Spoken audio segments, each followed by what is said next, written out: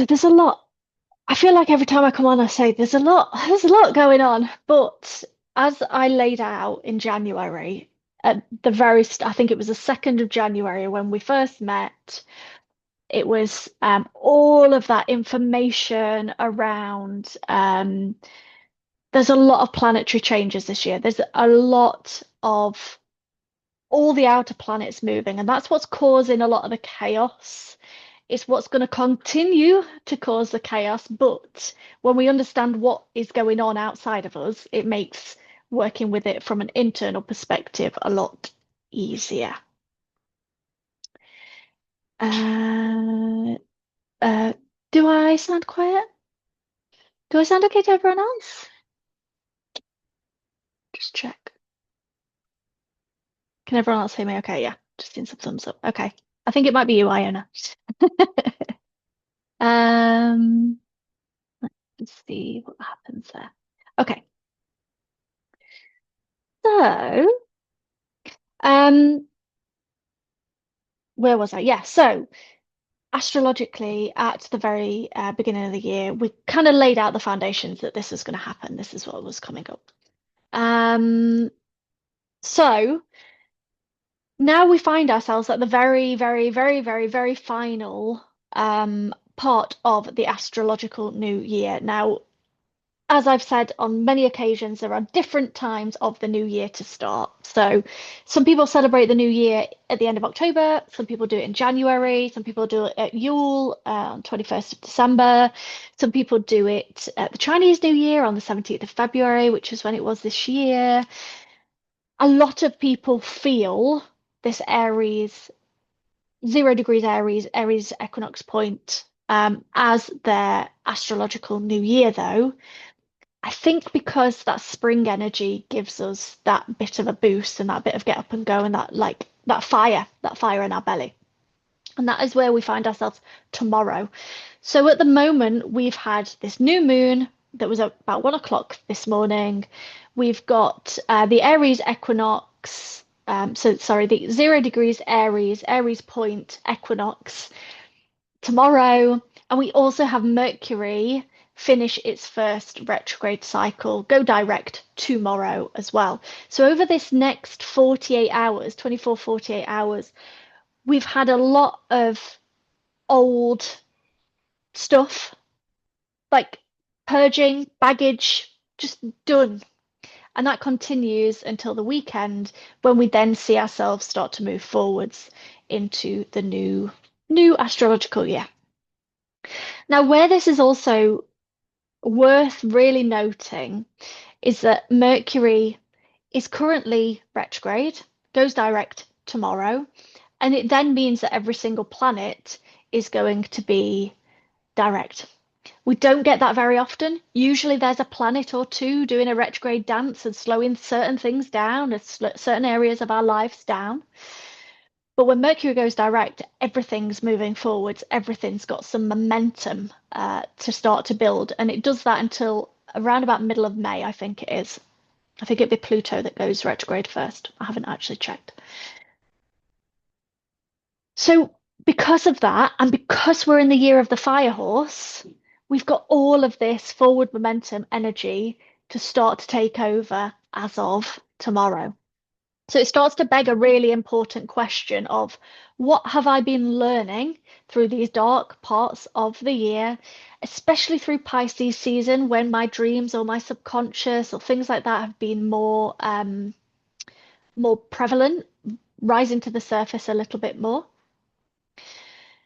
And what am I going to do with them? What actions am I going to take? How am I going to move it forwards? How am I going to interact with that energy to get the ball moving? Because a lot of the energy that we've been in always over winter is, okay, what do I need to wait for? How can I create some patience? How can I slow down? What am I waiting to shift? But once all of this starts to move forwards, and it's not like it's going to be tomorrow. I mean, it might be, but it's not like it's going to be tomorrow and oh, we flick a switch. But what you will start to feel is that forward momentum of knowing which direction you're going to go in. And the reason being is that this new moon is setting that stage beautifully. As the new moon met, we had the North Node and Mercury. conjunct together at 8 degrees Pisces. The North Node is about direction. Mercury is about our mind. We have mental clarity and direction. Mentally, we know where we want to go. The ideas are coming in terms of what direction do I want to go in. There's a lot around kind of what I am hearing, what I am sensing, what I am seeing, visualizing, that's then locked into the direction that this is now going to go in. And this all ties in really, really beautifully to that Aries point as well. So we've also seen with this new moon, the other thing I want to make sure I mention is that Neptune and Saturn are starting to separate even more. So Saturn is the planet of structure, Neptune is a planet of dissolving.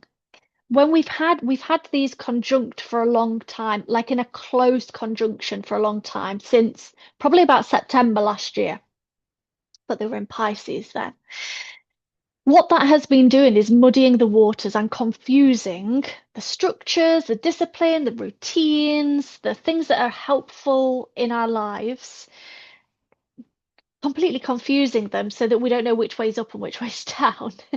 But as these start to separate, we start to see what was illusion and what was real, what was a pipe dream and what is reality. And then we get to make choices based on what it is we see. It's not like we are stuck with any one of those things, but we start to see the separation happen. And then therefore we start to have an understanding on how we move those things forwards. So this new moon, this seed of the new moon is really setting us up for 12 months. We're not really about shedding, we're not really about leaving behind, we're not really about like what am I really going to let go of?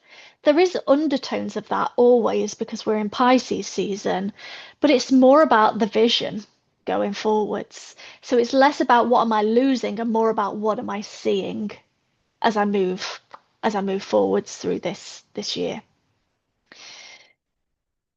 What we also have is this beautiful, what's called a grand trine. So we have Jupiter at 15 degrees of Cancer. We have Lilith at 19 degrees of Scorpio, and we have it connected to Mars at 13 degrees of Pisces. That's called a grand trine because they're all trine each other. So they're in water signs, which basically means that the energy that is coming in with this new moon and therefore with this next cycle is it's much more about being intuitive, being emotionally led, understanding our wave of emotions, understanding how our feelings talk to us, whether we've got a defined emotional center or an undefined emotional center is irrelevant. It's more about how can we sense and intuit our way through this year rather than rely heavily on our heads and on our logic. At this new moon and at this Aries equinox point, there is almost nothing in earth signs. There's almost nothing practical about it. We've got Uranus in Taurus, we've got the South Node in Virgo, and the South Node is saying let go of the details, let go of the reality or the practical, the mega practical. Let go of that stuff. We're being led by our emotions, we're being led by our intuition within this space of time. And that is what we then carry forwards. This also lines in really well to if people have seen some of the information around 2027 being the start of a new cycle, especially in terms of human design, because we're being asked to be much more emotionally led and intuitively led from that point. We've spent an awful lot of years kind of studying our head, studying our mind, and being practical and logical. And does this make sense? Is this scientifically backed? What's the research? We spent a lot of time in those energies. But now it's time to come back to our own bodies, our inner wisdom, and start to apply that alongside what we have learned. So it's not about parking those things. It's more about how can I bring the two together? How can I bring the research and the information together with my emotions, how I feel, how I sense about something, and then start to create my own path or carve my own path based on things merging rather than things staying separate. So all of these things with this new moon are leading and really asking to get clear on what it means to be intuitively led or emotionally led. What do I see that meaning and how can I take that forwards into the next year? The new moon as well would have happened in gate 25. I haven't got the screen up on my screen at the moment. But gate 25 is the gate of innocence. It's in the heart center. It connects to the gate of shock, the gate 51, or the gate of awakening, as it is also called. And it's this call back, not necessarily to nostalgia, but to these more innocent, more pure, more childlike, often ways of being. How can I make sure that I'm keeping my heart light is what I kind of interpret it as. How can I make sure that I keep my heart light? And as I keep my heart light, what does that then mean for how I move forwards with this energy? Okay. So I have quite a few little prompts for you tonight because I also want to look at what's that do? I also want to look at is that the first slide? No, didn't think it was. I also want to look at the Aries point and just pick out where that sits in the chart because that's going to be something really powerful to work with and something powerful to reflect on as well. But I've got quite a few questions for you tonight to sit with and reflect with, and I'm going to do these with you as well because I haven't done them either.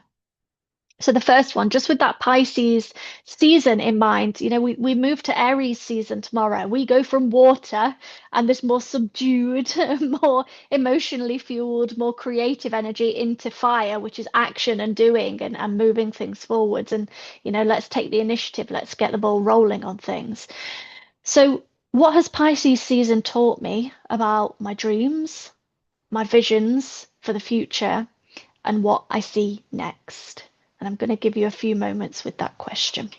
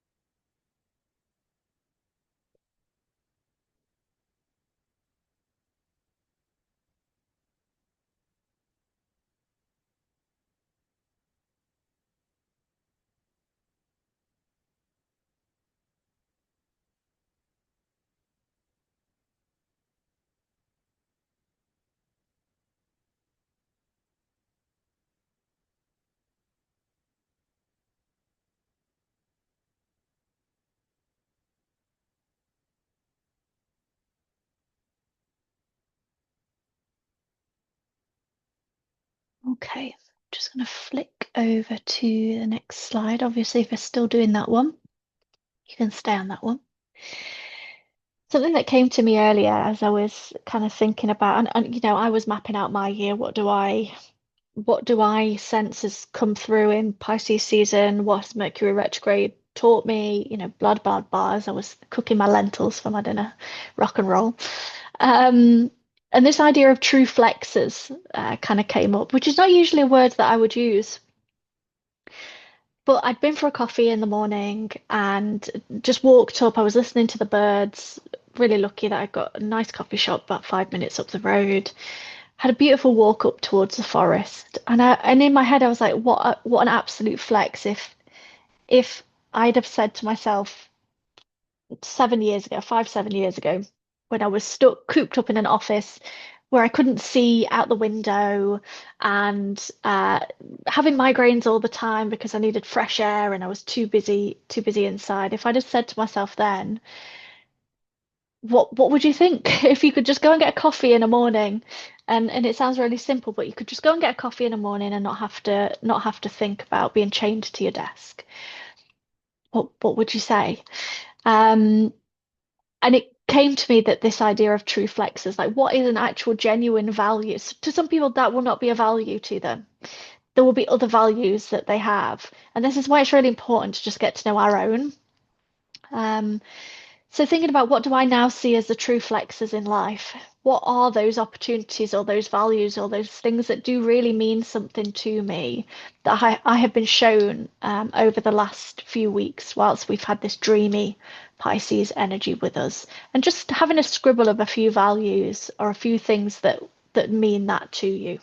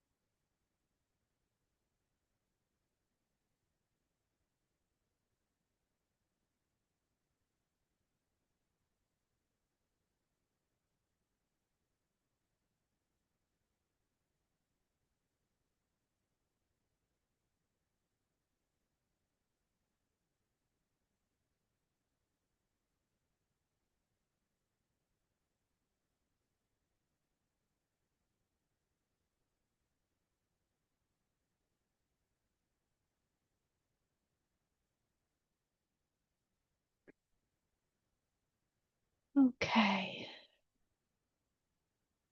I think that like the whole idea of true flexes.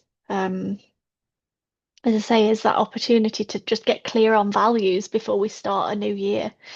Um, do I want X or Y, or is it the feeling that it gives me that's underneath it that I actually want? Um, which becomes an interesting question, especially when a lot of people will talk about that they want freedom, or they want money, sorry. And is it money or is it freedom? Because they're two different things. And I know I say this quite often. But it's just good to think about things as like a root. What's the root of the thing that I want? Is it the thing that I desire, or is it the root that sits underneath it? And there's nothing wrong with wanting more of things. It's more just understanding what are our true drivers, what are our true values. So, with all that in mind, with the belly of the earth fertile, which is exactly what this means. Pisces season and the equinox or stara is how it's also known in the wheel of the year. It's about having fertility within. So, what am I planting for the year ahead with this idea that as I plant it, the ground's already fertile to receive? What am I planting for the year ahead?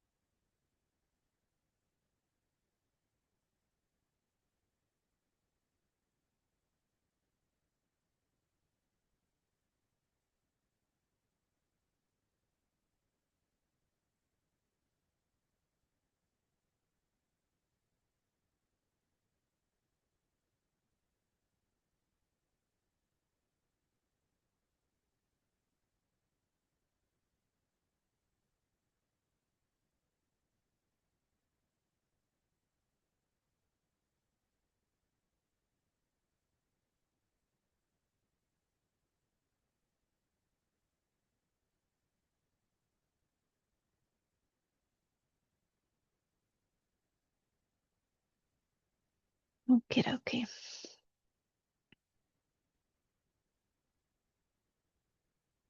So the final reflection question before I just talk a little bit on the Aries point and being able to decipher that in your chart. Obviously, Mercury retrograde has been, well, Mercury has been retrograding for the last 3 weeks.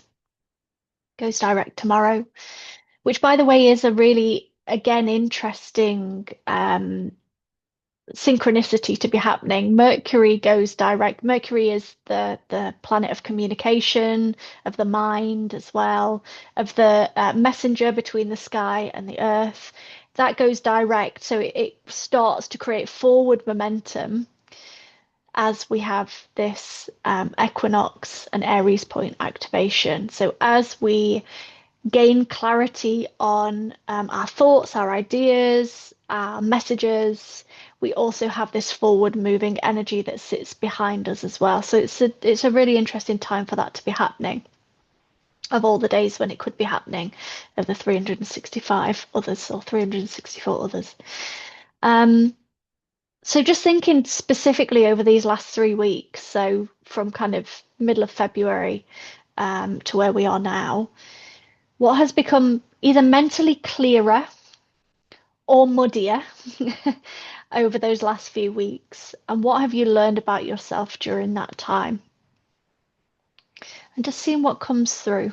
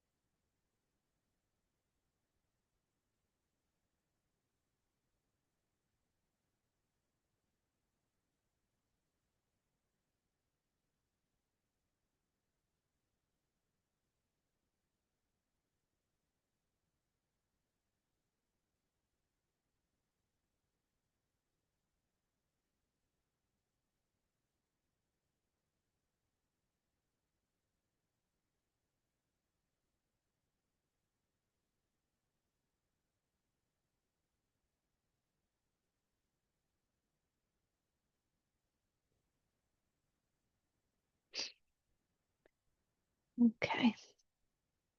So there's a lot of information on this slide. You don't need all this information. When we talk about the Aries point, let me flick over to my other chart to show you. So when we're looking at the Aries point, let me flick over a day. When we're talking about the Aries point, we're talking about the sun or a planet at 0 degrees of Aries, which is here. It's the sun that's going to be activating the Aries point tomorrow, which is when we have the equinox. So the Aries point is always 0 degrees of Aries. So we want to know what's being activated for us. Now, you can do this even without the astrology, because think about every March. What at the end, towards the end of every March, what similar pattern, what similar lesson starts to happen over and over and over again? It will give you an indication as to what house it happens in. Um, so even without the astrology, if you're unsure where to find 0 degrees of Aries in your chart, just reflect back on previous ends of March. What has been a running theme?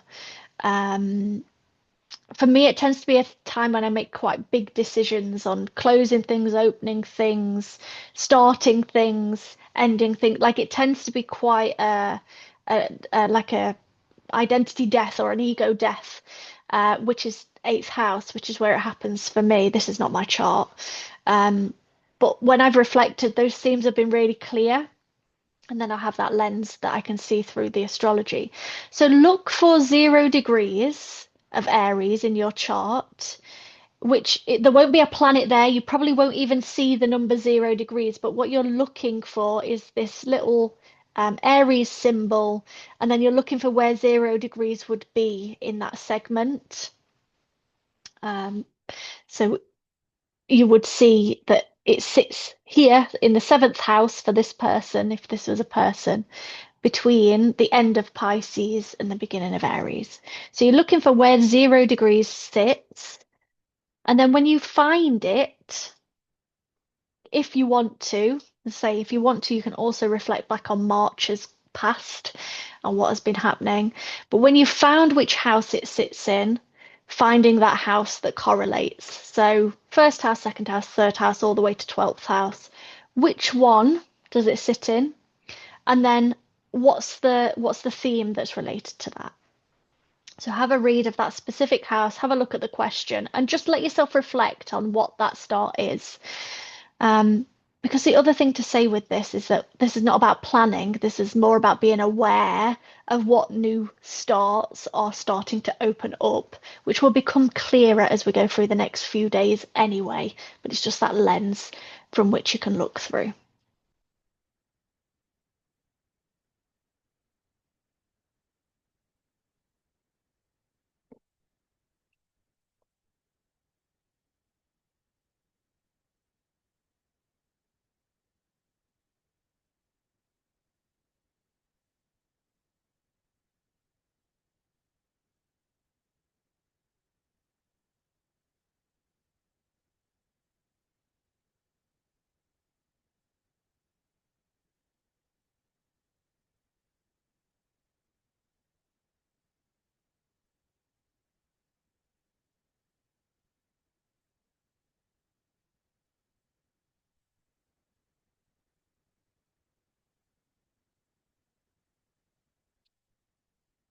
Yeah, I always find these houses a really fascinating conversation because they always do.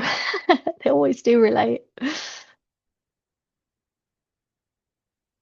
Just give you a few more minutes on that one and then we'll regroup for some reflections or questions.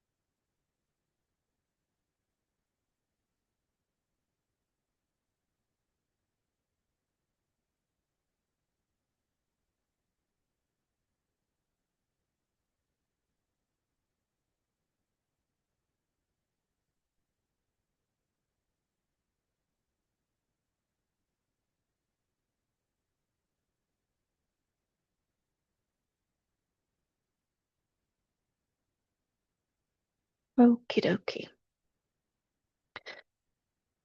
So what that also means is that the Aries point, the start of the new astrological year, also begins with that gate 25 of innocence. So every fresh start starts with that kind of fool's journey it would be in the tarot, or that idea of innocence. What if? What if I just took a step? What if I ignored the fact, the tarot always makes me laugh because the image is the fool that just walks off the edge of the cliff and he doesn't know what's going to happen. Maybe he's going to die, who knows? Um, but he does just walk off the edge of a cliff and go, well, you know what? I'm not happy where I am at the moment, so I'm just going to take a step forwards and see what happens. What's the worst that could happen? And it's very much that energy that we see through into this new astrological year, this innocence. What's the worst that can happen? Um, yeah, and it's I just love that we start with that. So we've got 5 minutes or so to reflect or to share or to do whatever we want to do. So I'm going to leave it open to you guys. What's going on? Let me just unrecord. Stop recording.